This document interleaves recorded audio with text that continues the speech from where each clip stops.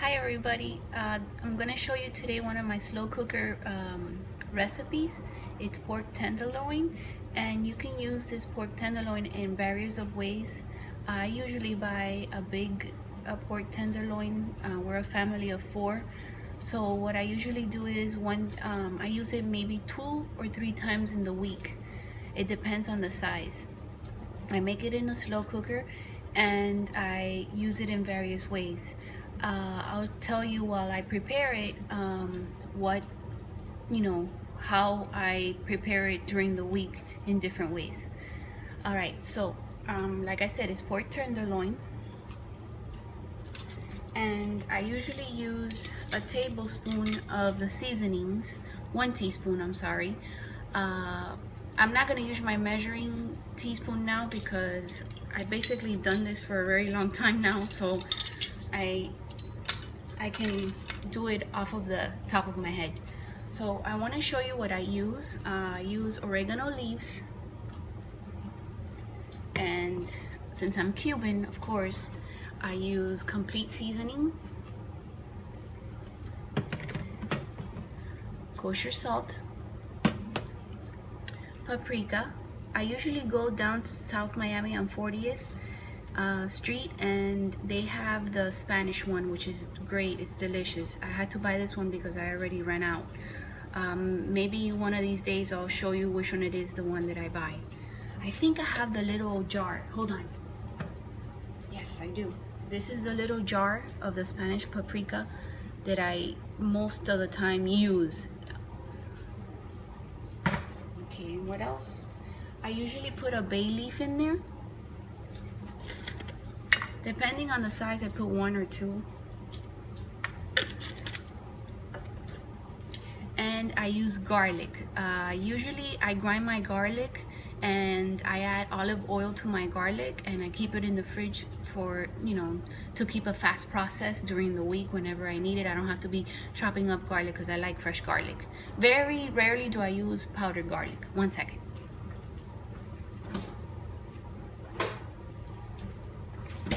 This is my garlic. I prepare it, I grind it, and I add olive oil, and the olive oil maintains it. I'm almost running out, but this lasts forever. Okay, so let me start. Let me close this. I usually start with my complete seasoning, Spanish seasoning. Now be careful because this stuff, I believe it has sodium in it. Yeah, it does. 125 milligrams, so 5%. So you don't want to add a lot of salt to your pork. Now, one of the things that I make with this pork is fajitas, like carnitas, what we're used to calling it here in the US. And then my paprika. Remember, all of this is 1 teaspoon. Okay, it's like a little dry rub. And my oregano leaves. Pork and oregano go very well together. And one thing I forgot to mention, very important, that goes very well with pork, is cumin. I usually don't add too much cumin to my food because for some reason it doesn't work very well with my stomach. So, but I add it anyways for flavor, so I don't add too much. If you have the same problem as me, then use half a teaspoon.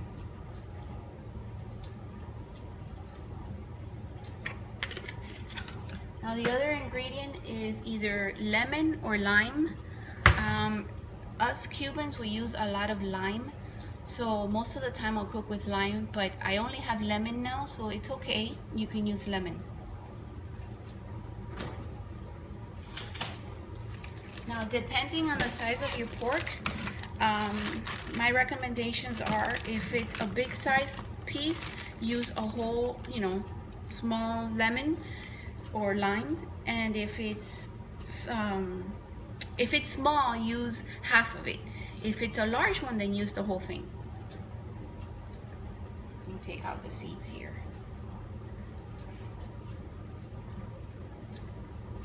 have lemon also prepared on my fridge for when I drink water with lemon. Lemon has a lot of good things that help you, fight a cold, and it's good for cancer cells. I've read about it a lot. So now I'm rubbing my pork. I'll show it to you now so you can see.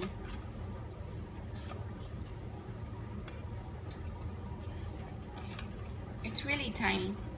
It's not that big.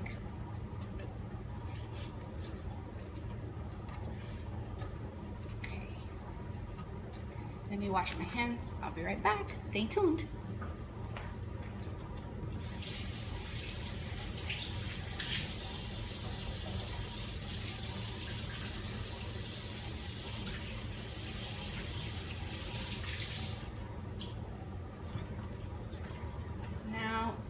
The other thing that I usually use the pork for, I told you I made the carnitas, which you can add pico de gallo to it. I use corn tortillas, yellow corn tortillas.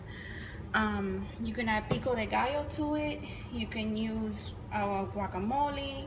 Whatever you like in your Mexican food, you can add to your fajitas when you make them during the week. And those are quick meals. I usually prepare pico de gallo every Sunday too, because what I do is I use that in my breakfast, I use it in my salads, sometimes in my meals. I love pico de gallo, and so do my kids. The other thing that you can use, there's a lemon seed in here, that you can do with the pork is you can make a baked potato or a baked sweet potato. And because after this pork is ready, you shred it, and you can make baked potato or sweet potato and then add this topping to it and maybe a side of green vegetables. So that's a meal right there. The other thing that you can make, which is what I usually do, Cubans love to eat vaca frita, which is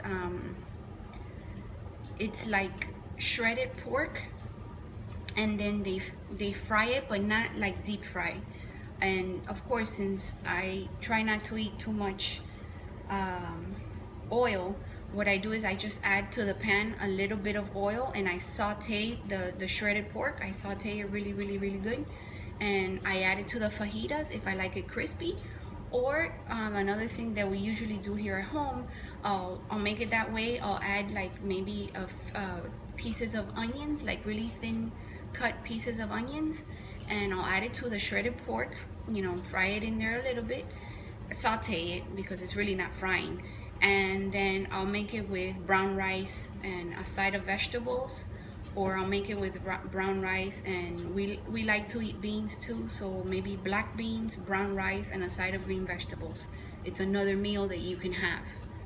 So now what I'm gonna do is saute this on my slow cooker and put it to cook for maybe, since it's small, 4 hours on slow cooking.